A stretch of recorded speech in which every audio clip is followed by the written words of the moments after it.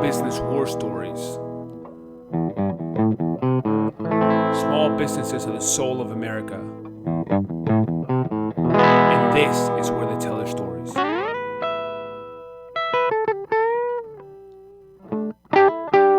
Brought to you by Proven.com. And we are live here in Austin, Texas, the Small Business War Stories, episode 006. And I am really excited today to talk to Nick Boettcher from Austin Vintage Guitars. How you doing, Nick? Pretty good. Actually, it's pronounced Boettcher, and that's something that happens all the time. I bet. And having known you for as long as I've known you, I'm embarrassed that I didn't know that. Well, it's not. I don't think my last name's come up at all since we've met. So that's true. I'm not worried about it. That's true. I should probably have asked you this before the taping, but there we go.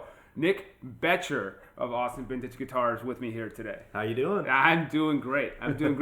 So today we're going to talk about the business of music, and music is something that's really interesting because it has such power to move people, but it's also really misunderstood in terms of what it takes to make music happen. And we're going to talk a little bit about both the musical instrument side, which is something you're involved with, as well as what it's like to actually be in a band and trying to make it that way, which is something you're also doing. Absolutely. That's awesome.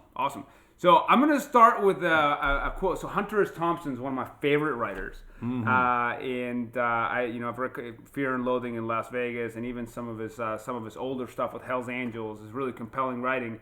But he's got this great quote. And he says, "The business of music is a cruel and shallow money trench, a long plastic hallway where thieves and pimps run free and good men die like dogs. There's also a negative side." I have to tell you, I very much enjoy that quote because it's so hyperbolic. It's so like blown up and blown out of proportion to what the music industry really is like. And it certainly has had its times of very much taking advantage of musicians themselves. And it makes me chuckle more than anything else. Yeah. And, it really leads me to this thought that I've been having over and over again about the music industry and how everyone's like, it's a dog-eat-dog world. Yeah. It's this constant battle. Yeah. But I have to say, I've never seen a dog eat another dog. Yeah. Never seen it. They run in packs. That's how they survive. And I think that in the music industry, the thing that serves musicians the most is making sure we work together. Because buying music, being involved in music, thinking about music and discussing it is a habit we all want musicians and non-musicians alike to have. Yeah. Because we want people to go to shows. We want people to buy instruments. We want people to be inspired. We think that it serves humanity best. Yeah. So actually, Austin is really good about having a very open music community. Absolutely. The music community here, when I first got here a little over 3 years ago, extremely welcoming, extremely warm. Everyone from the old-time musicians that have had their residencies forever, letting us sit in and play, and talking about where you can go to get gigs, sharing information, letting us know who do you go to, who do you talk to get a gig here, what can you expect from each of these performances, what can you expect from the culture of Austin in terms of how the fans react. I think a lot of that is unique to Austin too. I think other towns, Nashville I think is a little bit more cutthroat, and it's a little bit more not to any of our listeners from Nashville, I love Nashville, great town, but I think Austin has a very special vibe of openness that makes it special. Absolutely. And I think the kind of music that comes out of Austin is very inclusive, and at times can be a bit more relaxed than I'm used to, having come from Chicago,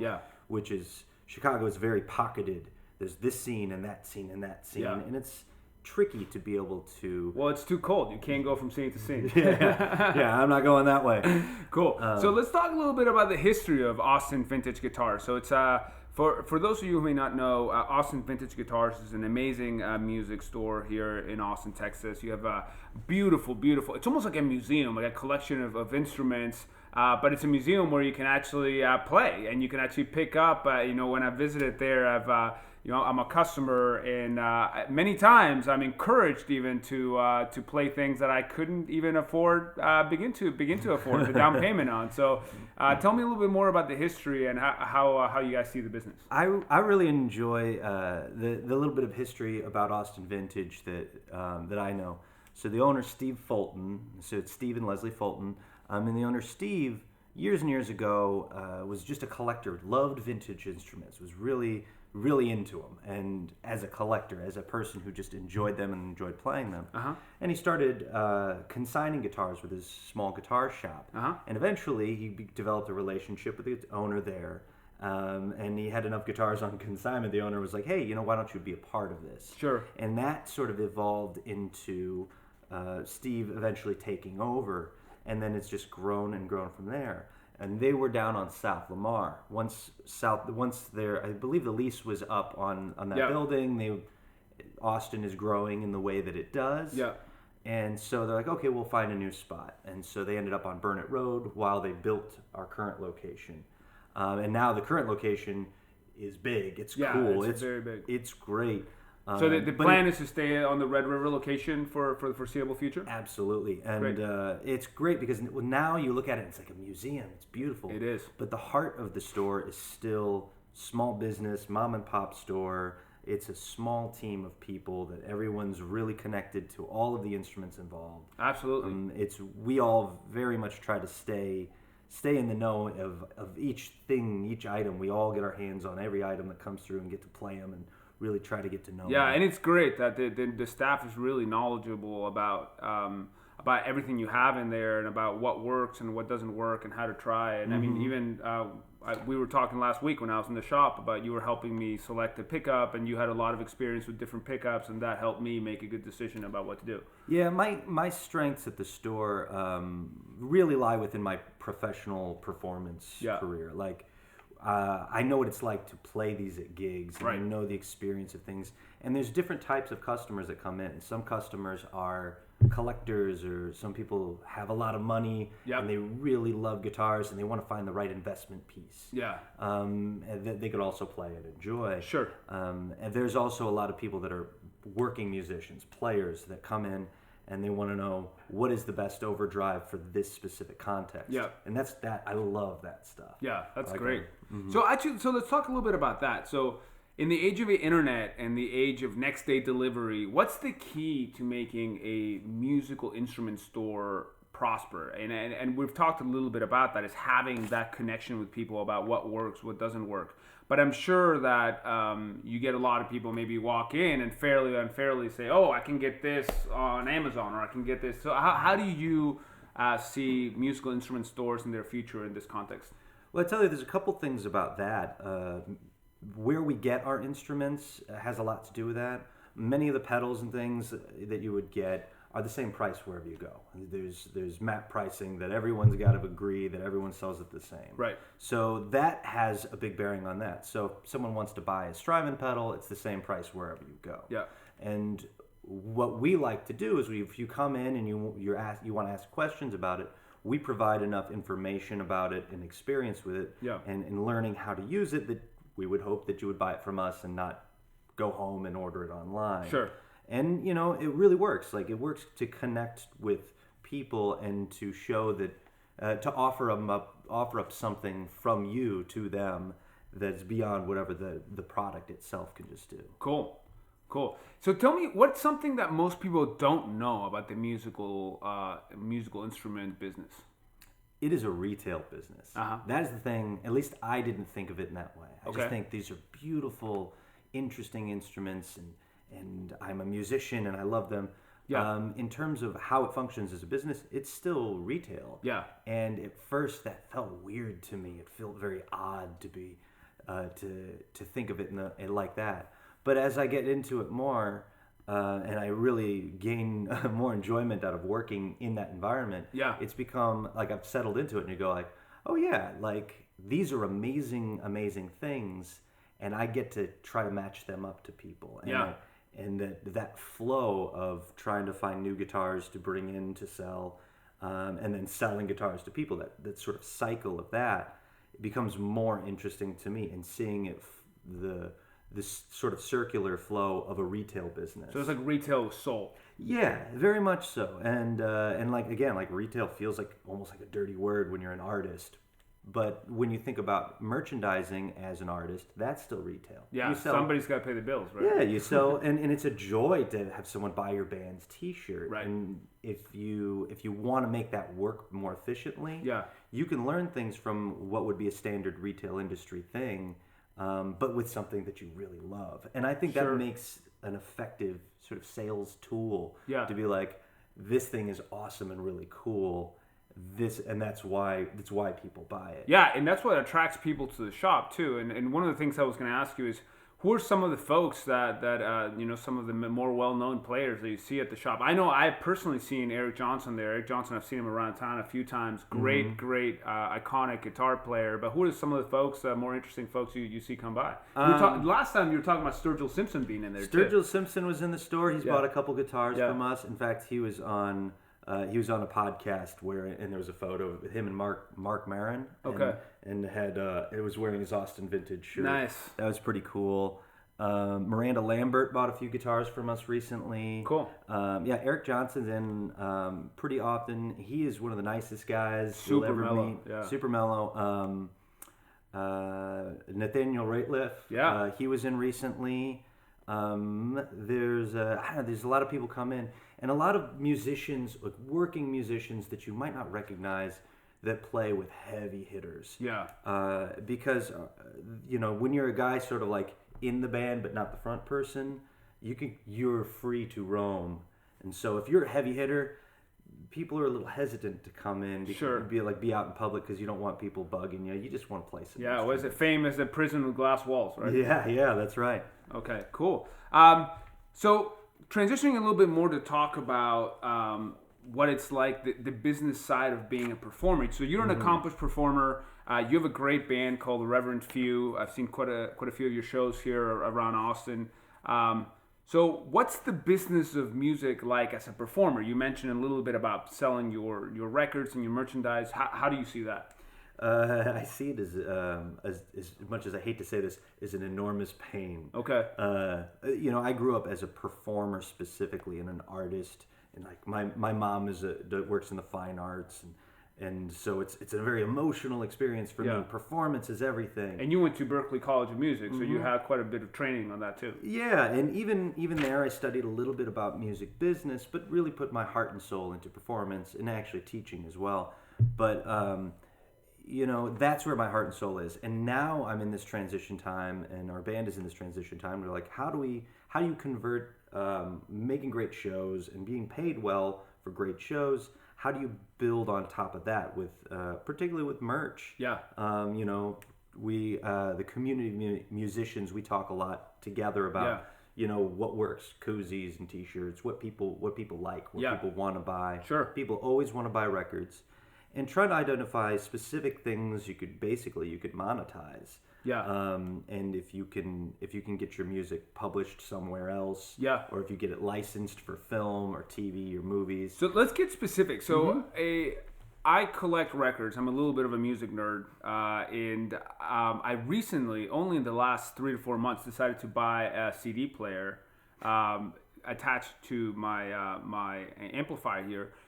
Mostly because I realized that a lot of artists that I want to support and I appreciate in their live shows were not slinging wax. They weren't selling records. They were selling CDs. Mm-hmm. So when you think, and I know producing a record and actually a physical vinyl record is much more expensive than a CD. So how do you think about this as you make your own recordings? I love vinyl records and have a decent little collection myself. And we make it a point to, when I say we, I usually mean me and Paige DeChaussee or the Reverend Few as a group. In case people were wondering who is this. I just speak of me and the we. But we make a point to buy our friends' records when they come out with something on vinyl. It's a specific point.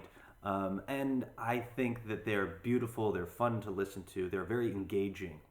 If you put on a record, you have to halfway through flip it over, which means you can't check out for too long. If you put a CD on and let it play, you might go do something else and might forget and lose your connection to it. Right. But I also think that it's not the end all be all of the audio experience. You know, there's a lot of other places, like, you know, you get songs on Spotify. You don't make a lot of money off of Spotify. You know, I think that the direction a lot of people are going now is vinyl with a digital download card, or something of that sort. So you're still buying something you can hold and love and display and take home and experience, but you also have, you know, you don't have to have the CD, and like CD player in my car is broken. And, but the economics of selling a vinyl record are not as good, right? They're not as good. You could charge more per record, which is nice. And there are more companies opening up. Paige and I worked with this small record company out of Dallas called Hand Drawn Records. Okay. And they've started doing their own vinyl pressings as well. I'll have to talk to you. I'm working on an EP for this year, so I'll have to talk to you about that. Man, it would be a great choice. I'll definitely hook you up with that. But they've been charging forward with that and getting some good traction.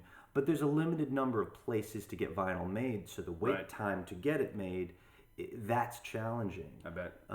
I'd love to see more 45s with digital download cards. I'd love that because You mean a 40, like a 7-inch?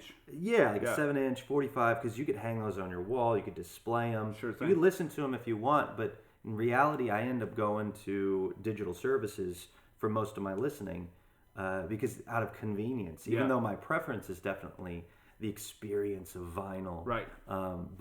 But out of convenience, you just have to do digital, and that's okay. Like I don't see any problem with that. Okay, cool. And I bet even if you don't make as much money from the digital, I'm sure it helps you get your name out there too, right? Absolutely. You know, it's still a numbers game. Right. And me as a performer at heart, I'd rather everyone be familiar with it and then come to my show. And if you like the show, you know, if you like the music, come to the show. If you like the show, buy the record in vinyl. Yeah. That's the progression. And that's the progression that we need to constantly be sort of reinforcing and circulating through. And that's why touring's becoming more important now, because you make more money off your merch and people giving money directly to you than you do through digital downloads and all that. Or a distribution company, right? Yeah. Okay, cool. So maybe tell me a story. Tell me a time when things went wrong during a show. You've done lots of shows, and have people ever gotten rowdy or out of hand or something gone like things just break down? You know, anything can and will happen ultimately. Yeah. Our bands, you know, we're not heavy drinkers as a group or anything. We have a great time. Yeah. But we're not a partier band really. Although sometimes the crowds are. Yeah. There was one time I did this pickup gig in New Hampshire. Okay. And for some reason, the drummer set up this gig, and for some reason, he had this friend who was this girl who was known for being rowdy, and somehow she was barred from this bar. They let her back in. Oh no! Someone got her in for some reason, and she proceeds to get annihilated. Okay. And I'm singing and I'm playing guitar. And she knocks the mic stand into my front tooth, chipping the bottom of my front tooth. Yeah. Off. And it was the most bizarre series of events. Telling the story now, I wish would have painted a more eloquent picture. But these are the kind of things that happen constantly. And there are things that affect how you choose to set up your stage. Yep. Kinds of shows, like where you place your mic stand, how you watch the audience. Yeah. How you and how you can kind of control the audience a little bit. If you engage with them. Yeah. And so like if I were thinking about it, I probably would have talked to her, or like got her attention more, so that she didn't just turn around and flip backwards. And but I don't know. I think you got to be a little rock and roll sometimes, and shit happens, right? Yeah, absolutely. But you have to roll. Yeah, and you're 100% right. You got to roll with the experiences and let them happen, because life's really about collecting great stories and experiences. Yeah. And I would do that gig again now. There you go. And why not? And even though you got a chipped tooth, you ended up getting a real good story out of it. Yeah. It was still a worthy experience. Like every rough experience, there's plenty to pull from that's good. That's awesome. So maybe kind of splitting it out, like I'm going to ask you a couple of questions about where you see things going, but we'll start with Austin Vintage Guitars. Where do you see Austin Vintage Guitars going in the next 10 years? What do you want, as somebody who's deeply involved with the business, what do you want people to think when they hear Austin Vintage Guitars?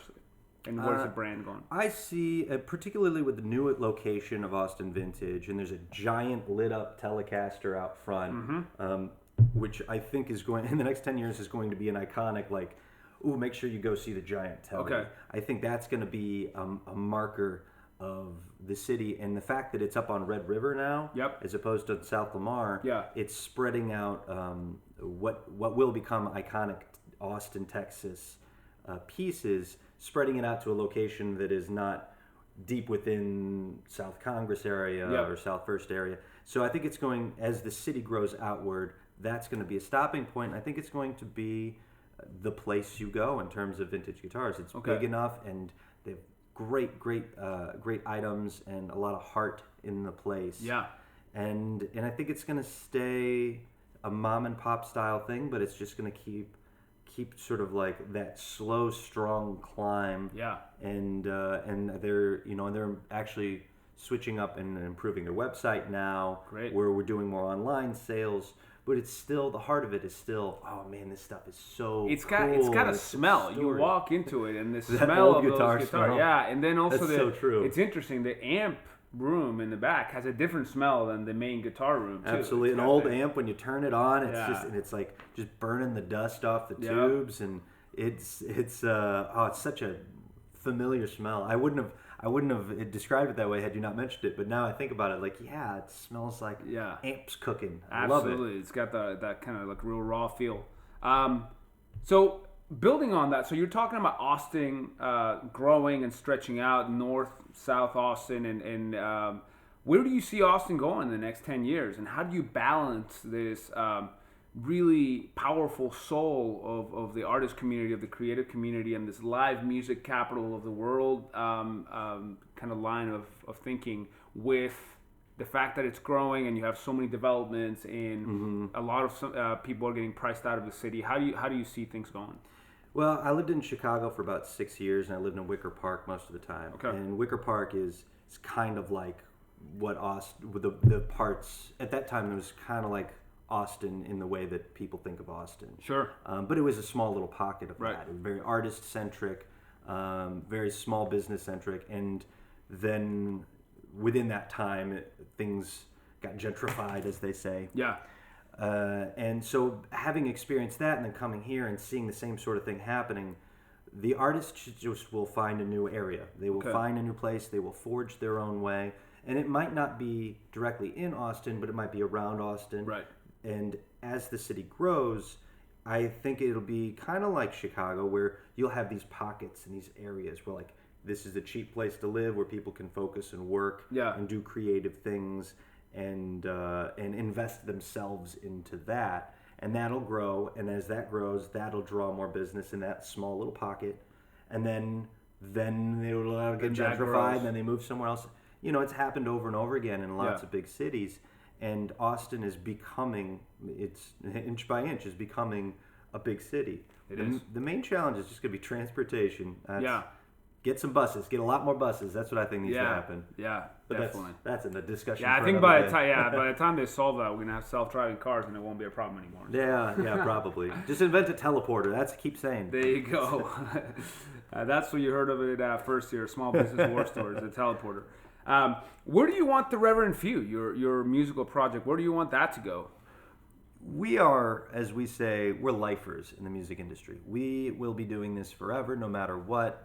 And so crafting the career and crafting, making records, figuring out the merch thing. How do you buy a house as a musician, not making a ton of money? Sure thing. And there's it's just a long game of continuing on, keep making great music, and committing to that. And I really believe that if whatever your business is, like, if you make a great product and you keep crafting it and working it, it'll take time, but it'll get a foothold, and it'll always have an audience. It'll always have people interested.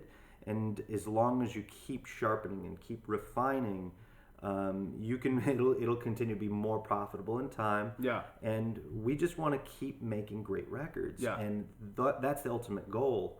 And and it's not gonna stop. It's not like there's a like, well, if this happens, then we'll just quit. There's none of that. There's no reason for it. Yeah, and I mean, and the fortune gods tend to reward boldness and risk taking. So I think you'll be just fine. Great. Is there anything else that you want our audience to know about your business or your band? Where can people find you? We're pretty heavy on social media. Paige does an amazing job at making sure things are on point there. Yeah. So The Reverent Few on Facebook and on Instagram. Okay. We're pretty active on there, and you can always contact us too. We have a website, thereverentview.com. Uh-huh. And right now, it just really just kind of leads you to our social media because we would rather be connected more directly to people. And you guys are great at connecting with your audience at your shows. So if you're ever in Austin, make sure you look them up and see where they're playing. And then in terms of AVG, where can people find Austin Vintage Guitars online? There's austinvintageguitars.com, and like I said, the new website's going to be up here very soon. So we're going to put the finishing touches on that. And you just come by. We're on Red River and 43rd in Austin, Texas. Yeah. And we've got a parking lot, and come drive up, park, and come experience the shop. Love and it. See what it smells like. Play some old guitars. That's the spirit. And so make sure if you're ever in Austin, go see the big Telecaster and get a nice whiff of the vintage guitars and vintage amplifiers at Austin Vintage Guitar. That's right. Well, Nick, it's been a pleasure having you on Small Business War Stories. I really appreciate your time. Absolutely. My pleasure. Best of luck with everything. All right. Thanks. Thank you for listening to Small Business War Stories. If you enjoy the show, share it with a friend or subscribe to our podcast. You can also email us suggestions. Is there a guest you think would be great here? Email us at podcast@proven.com.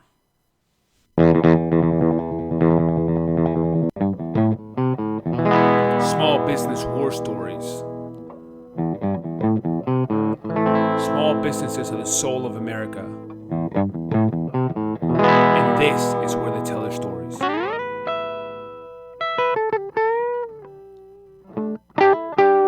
Brought to you by Proven.com.